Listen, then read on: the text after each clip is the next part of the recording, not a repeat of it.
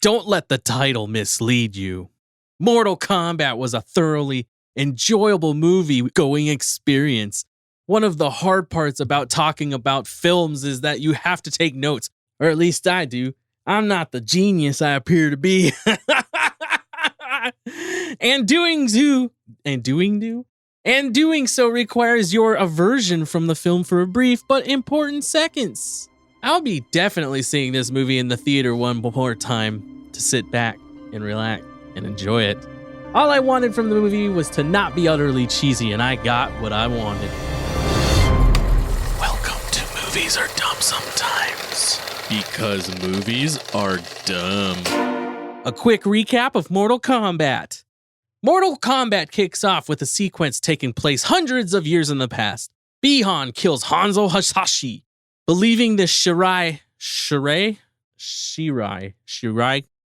clan is now destroyed. Shang Tsung, leader of the Outworld realm, is bent on killing the Earth realm champions. If Outworld wins the 10th tournament in a row, the next one comes before the full next moon, it will dominate Earth realm. Jax introduces himself to the newest character in the Mortal Kombat realms, Cole Young, an MMA fighter on the bad end of his career. Jax ends up saving Cole and his family from Bi-Han, who now goes by Sub-Zero. Bi-Han freezes Jax's arms off and leaves him for dead. Cole leaves his family to meet Sonya Blade. She fills him in on what she knows about Mortal Kombat, Kano and Sonya. Kano is Sonya's captive in her house. Shang Tsung sends one of his assassins, Reptile, to kill Earth's champions. He ambushes Cole, Sonya, and Kano, but the three end up fatalitizing. That's a made-up word, but it's cool. Reptile. Kano knows of the Earth Realm Temple and agrees to help Sonya and Cole find it for a cool $3 million. On their journey, they run into Liu Kang, who takes them directly to the temple. Sonya finds Jax in the temple, brought here by Liu Kang. Monks are building Jax's new arms. Shang Tsung and his squad go to the Earth Temple to slay the champions, but Raiden puts up a barrier. Kano, Sonya, and Cole find out that they have an inner arcana, a special power granted to them by the dragon marking. Kung Lao assists Liu Kang in training to help bring out the arcanas. But Kano discovers his through rage over an egg roll. Raiden sends Cole home as they both believe Cole doesn't possess the fortitude to find his arcana. Shang Tsung enlists the help of Rico and Cabal to help defeat the Earth Realm champions. Cabal, who utilizes an iron lung because of Kano, convinces Kano to join the Outworld. Kano breaks down the lightning barrier with his laser eye. The Outworld champions defeat the Earth champions easily. At one moment, Melina has a chance to kill Sonya, but decides not to, because Sonya is not a champion. Kano then attempts to kill Sonya by dropping a hand from a large statue on her. Shang Tsung takes Kung Lao's soul. Prince Goro is sent to destroy Cole, but Cole finds his arcana when he sees his family in trouble. He defeats Goro and heads back to Earth Temple. Jax wakes up from his beating from General Rico. He finds his arcana. His arms turn into fully functioning bionic arms when he sees Sonya under the statue hand, which he lifts off of her. Raiden brings all the Earth champions to a place between Heaven and Earth Realm, a place where Shang Tsung cannot go. Here, Cole comes up with the idea to attack everyone individually with Raiden's teleporting assistance. Jax kills Rico, Liu Kang kills Cabal, Sonya kills Kano and gets his dragon mark. Cole kills Melina with Sonya's assistance. Sub-Zero then appears, Cole charges at him, and they teleport to Sub-Zero's chamber, where he has Cole's family. When Sub-Zero is about to kill Cole, Hanzo, now Scorpion, and Cole's ancient ancestor saves him. They fight together to defeat Sub-Zero. Raiden sends Shang Tsung back to the Outworld. The movie ends with Cole refusing to work fights for $200 anymore in search of Johnny Cage. Some of you may be aware I went to film school, which I abhorrently admit I attended. However, for someone to garner 168 quarter credits in college and learn nothing would be ridiculous. But I could have learned everything on YouTube or sites like Udemy and Skillshare. One thing I generally pay particular attention to in movies are the opening and closing shots, something I started to do in film school. To me, those two shots can tell a lot about the story and contain a lot of meaning. However, Mortal Kombat's opening shot was just dumb. We didn't even get an establishing shot. It was a very low angle, somewhat angelic shot of Hanzo's wife. She was doing something outside and she dies minutes later without even putting up a fight. Did the filmmakers even attempt to put any thought into this opening shot? Were they on set before they realized, hey, we need to have an opening shot? And followed with, oh, just put the camera on the ground pointing up at the mom. You may not think it's a big deal, but with a $55 million budget, I'd probably put an hour or two in producing a more meaningful opening shot. Now, if somehow it plays into the sequel, then I appreciate the long-term planning, but I don't think movies should just to expect to get sequels. I'd like to hear your opinions about the subtitles. Bihan can speak Chinese and Japanese, and the movie puts in parentheses which language he speaks. The area he's in only speaks Japanese. It may have been tacky, but a Chinese or Japanese flag, if that's even possible, China probably would hate it since Bihan is a villain, next to the subtitles when they appeared may have been better. I might be dumb here for worrying about this, but I like the idea of Bihan speaking multiple languages. When Hanzo hears his wife scream, he drops his buckets of water and dashes towards her. The movie shows the buckets crashing and water flowing out in slow motion for way too long. To me, this was a big waste of screen time. If the water had a purpose or some sort of special meaning, then I would see the point. The only defense of this slow motion I can think of is water is life and they are dying, or something like that. Now, I completely understand this movie. Not only that, it's a movie based off a video game. One can't expect this movie to resemble real life by much. However, how far do we have to push our reality? For instance, during the Hanzo and Bihan fight scene, Bihan launches Hanzo. The temple of Hanzo's head slams into a rock. Slams!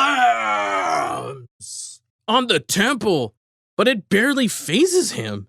Does the first Lin Kuei assassin just let Hanzo kill him? It sure looks at it. Hanzo just pulls out his sword and slashes, and the assassin just happens to run right into the sword. And did he run into it a second time? I couldn't tell. I think he did, which was a super strong, power putty guy, but we'll see.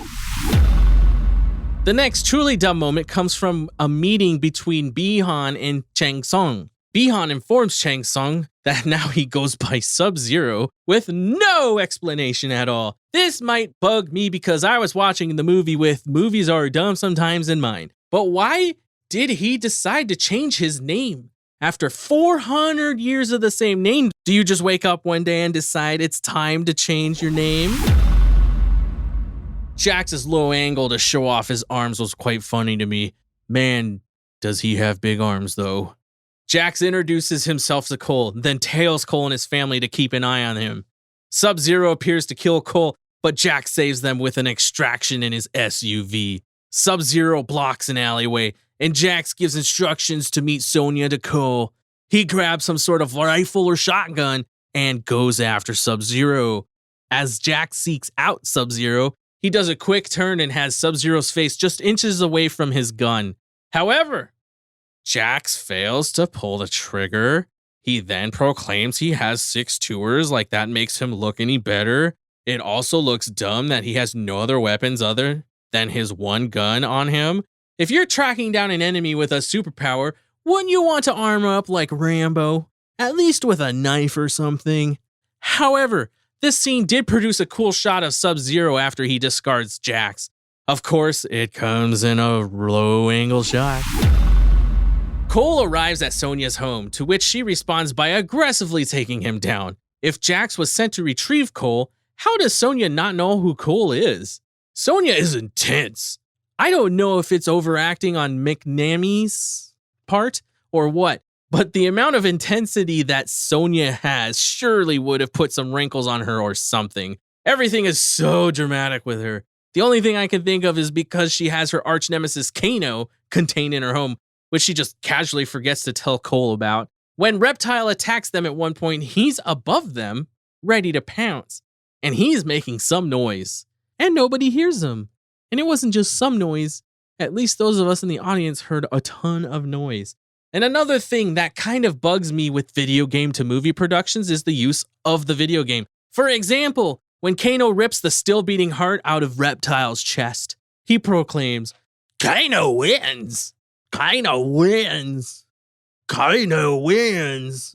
I've got the shrimp on the barbie. Kano wins. Being that Kano never refers to himself in the third person throughout the movie, it's just forced dialogue.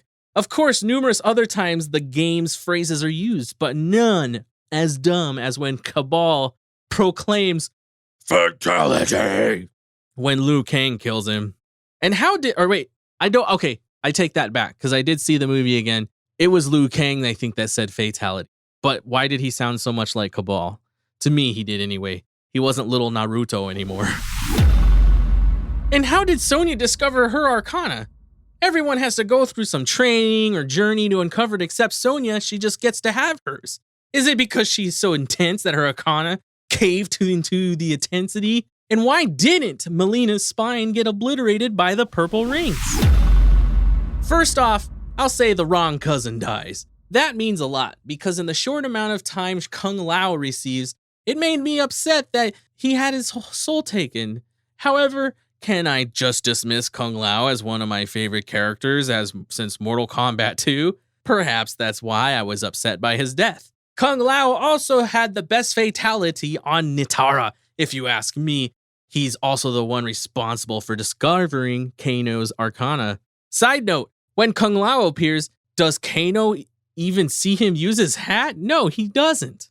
Kano makes a reference to Kung Lao's frisbee hat, but I don't think, Kano was like not even there when he used his hat. And do you just call it a frisbee hat because it's perfectly circular? It doesn't look like a frisbee. Kano wins. Or I could be upset because I found Liu Kang to be pretty annoying. Liu Kang, to me, saw some episodes of Naruto one day and thought, wow, he's super cool. I want to be Naruto. But he's not nearly as cool as he thinks he is. Liu Kang isn't that bad at first, but by the time he gives his little speech about how they need to train hard and fast, I was over him. Liu Kang also proclaims pain is the ultimate catalyst to discovering the arcana. If so, why does no one discover their arcanas through pain? Jax and Cole discover theirs through fear, and Kano finds his through anger. Is Liu Kang just making stuff up because it's how he found his arcana? However, Liu Kang does one hilarious thing. The moment he sees Cole's wife and daughter, he immediately demonstrates value to them by warming them up with his fire. I sure hope this version of Liu Kang is single because he's following Dennis Reynolds' Dennis system. Oh, Cole. You are a great addition to the Mortal Kombat realm. You have a pretty decent hero's journey, and Louis Tan portrays you in a good way, but you are dumb sometimes. For instance, why is he only fighting for $200? He's a former champion. I get it. He probably needs the money, but $200 to potentially cripple yourself if you make one slight mistake. Come on, Cole. However, this is not the creme de la creme for Cole. When Raiden essentially berates Cole for being a loser for only trying to discover his superpower for 2 days, and we don't know how long it is until the next full moon, Cole goes back to his family. Why would he do that? He still has the mark. And lo and behold, they send Prince Goro to kill Cole. Cole, with his wits and without his arcana, handles Goro pretty well. His family even gets involved when Goro is about to finish him. This is weird because they literally just stand by, cowering in fear the entire fight, even after Cole collapses the barn on Goro. What did y'all think about Goro dying in his first appearance? I appreciate his shadow appearance in the Outworld, but he dies within minutes. Do you remember having to fight Goro numerous times in the first Mortal Kombat just to beat him once? He's a four-armed muscular freak. But if I remember correctly, he didn't have a lot of screen time in the first movie either. The introduction of a new character in the whole Mortal Kombat realm is a risky one, but thanks to Han's portrayal of Cole Young, I think it was a successful risk, even though Cole is dumb sometimes. My main question is, how did director Simon McQuoid get the job? According to his IMDb profile, he has directed one video short 7 years ago, and that's it. Heck, I've even got more IMDb credits to my name. If you know me, you know I have a huge problem with movies that don't have endings. This movie is no different. The movie clearly plans on making a sequel with Cole in search of Johnny Cage in the last 10 seconds of the movie. To me, this ruins the surprise of the story in the next movie. Plus, Mortal Kombat isn't an original screenplay. The vast majority of people who go to see this movie already know the backstory. Perhaps, though, we didn't even need to see anything about Johnny Cage, or that Earthrealm needs more champions. Or maybe I'm just upset I saw Johnny Cage trending when the movie came out and I was so pumped because I thought he was going to be in the movie. And now, time for a favorite quote. Aside from the many fun quotes from Kano, I think I'll go ahead and go with a more motivational quote from the movie. There's a moment when Jax trains with his new arms, but they aren't just up to his standard. I think it's kind of dumb when he's so defeated by his weak arms. But Sonya encourages him with, either you keep going and prove yourself you can do this, or regret it for the rest of your life. I think it's a great quote we all need to hear often, especially when we're doubting ourselves. Mortal Kombat is fun and it's awesome, it's making money. In the first weekend, it almost met its budget, and that doesn't include whatever HBO paid for streaming rights. You can't go into this movie thinking it's going to be the next great film, but the ride is definitely worth it. Movies are definitely an art form, and sometimes movies forget to include the art. The movie made me feel kind of like a kid again, and that's hard to do. I will say Mortal Kombat played a huge role in me becoming desensitized to violence. I was a pretty beta male child growing up. My dad had a bar and had 300 plus video games at one point. I remember playing the original Mortal Kombat and reverting my eyes when a fatality started. To this day, I remember clearly seeing my first fatality. I was sitting at the bar and I was watching somebody play the game off the wall mirror behind the bar. Raiden put that focused electricity into Scorpion's head and blood shot out like a fountain. Well, that wasn't so bad, I thought as I turned around. I don't know why I thought seeing a reflection of it was going to make it easier to see, but it did. Now, did that make me into a murderous killer? Ha! That's a subject for another day. This is Movies Are Dumb Sometimes, not do video games make kids messed up sometimes? Go see Mortal Kombat in the theater. I'm sure the experience is much better than on your 55-inch at home with your one soundbar.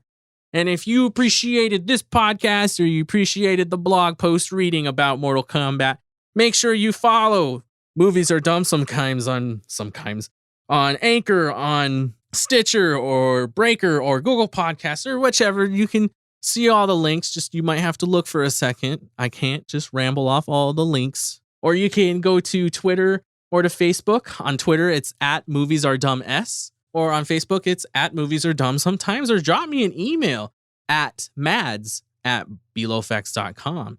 If you would like, you could leave me a little voice message. Just go to the Anchor page, anchor.fm/moviesaredumbsometimes. You can leave a little voice message. I'm probably going to automatically play the very first one. So if you're the very first one to leave a message, say whatever you want. Just keep it under 2 minutes. And until next time, remember, even though Hollywood has billions of dollars, they make movies dumb sometimes.